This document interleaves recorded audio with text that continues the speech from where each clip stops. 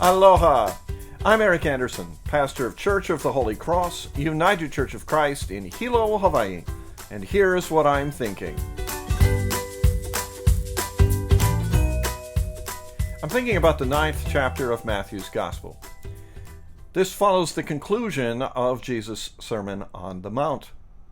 I read it as Jesus providing examples, demonstration, embodying, if you will, the very teachings that the Sermon on the Mount is filled with. There are a lot of healings here, and Jesus healed some people that you might not expect. This section begins with Jesus calling somebody that people would not have expected. He summoned Matthew, a tax collector, to join him amongst his followers. Some of the other religious leaders had questions, and they went to Jesus' disciples and asked why it was that the teacher welcomed tax collectors and sinners and even ate with them. Religious leaders didn't do that.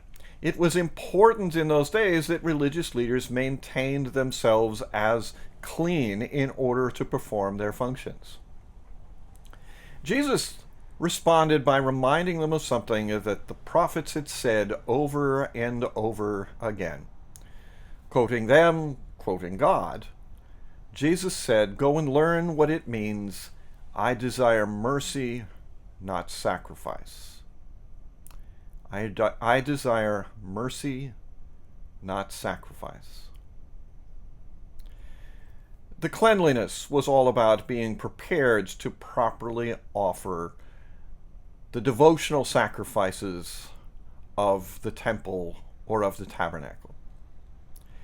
The prophets had rightly pointed out, and Jesus rightly reinforced it, that God's preoccupation with human behavior is not exclusively or even primarily with the sacrificial practices. God's concern with human behavior is the way we treat one another. And how are we to treat one another? With mercy, and not with some kind of self-righteous piety. People in the ancient world, they got that wrong over and over again, which is why the prophets had to keep saying it.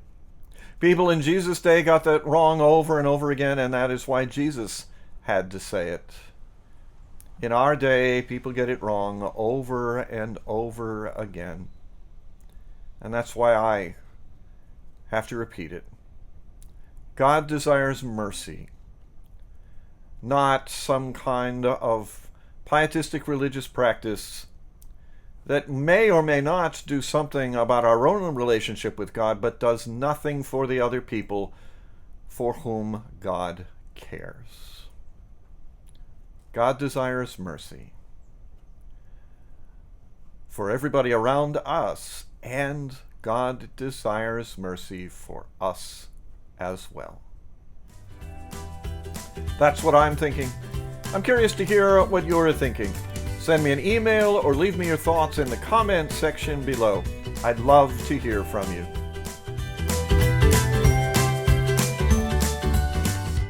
From Church of the Holy Cross, UCC in Hilo, Hawaii, that's what I'm thinking.